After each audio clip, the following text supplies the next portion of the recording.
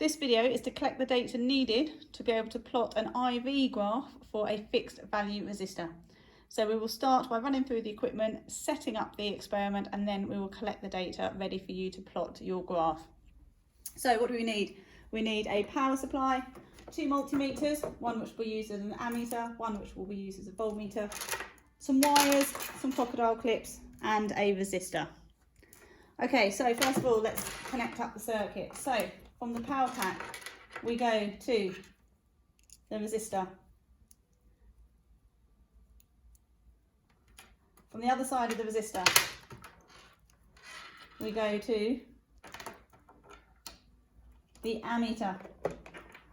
Goes into the common port. From the other side of the ammeter, we go back to the power pack. So we now have a nice complete series circuit. We need to turn the multimeter on so it is set for an ammeter. Okay, ammeters go in series, voltmeters go in parallel, and we want it in parallel across the resistor, which is across here. So we double up the wires there, and then we connect this as a voltmeter. Turn it on to 20, and there we have it. Okay, I'm just going to check I've got this the right way round. Okay, I have negative values on my multimeters, so the quick way of solving that is by just swapping the leads around here, and then that gets rid of my negative values. Good. Okay, so let's collect some data. So first of all, this first point is real. We have a 0, 0. So for 0 voltage, we also have 0 current, which is what we'd expect. We did not expect a current to flow if there's nothing giving those electrons a bit of a push. So now let's up the voltage. I'm upping the voltage based on the multimeter, on the voltmeter, not on the power pack, because the power packs are notoriously unreliable for the dial on it. You want to get it as close to 1 volt as possible. Okay, there'll be some error in it, but 1.0, take the current reading, which is 0.02. Again, I don't want that as a negative value, so what I'm going to do quickly to solve that one is to swap those wires around. There we go. Okay, next one, let's up that to 2 volts. As close as we can get it to 2 anyway. Oops, it's quite jumpy, as you can see.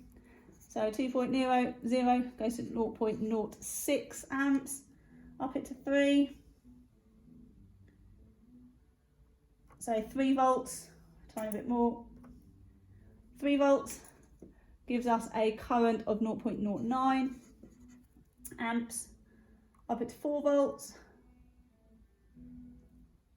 And we have a current of 0.12 amps, and then finally we'll stop at 5 volts. 5 volts gives us a current reading of 0.15. Okay, the exam board also want you to do this for negative voltages. Okay, so I'm going to crank that back down to 0, and then to find the negative voltages, quite simply swap these 2 leads over. So all I'm doing is I'm unplugging them and swapping them over into the other ports. So now when I up my voltage, you can see I've got a negative voltage.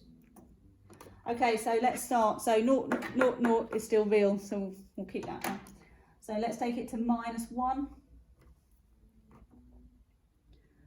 So -1 volts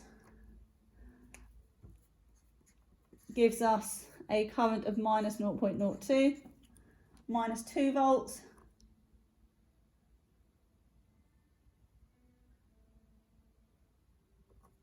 gives us a reading of -0.06. You can see there's a bit of a theme out. -3 volts even gives us 0.09 amps.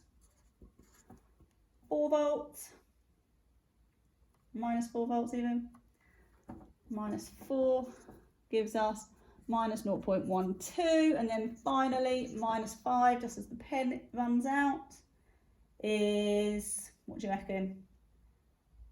0.15 minus 0.15. So we now have some data. We have the current and the voltage for a range of different voltages for the fixed value resistor. Please make sure you've got this copied down, these results, and then you need to plot a graph of voltage against current. For this one, you need to put the voltage along the y-axis and the current along the x-axis.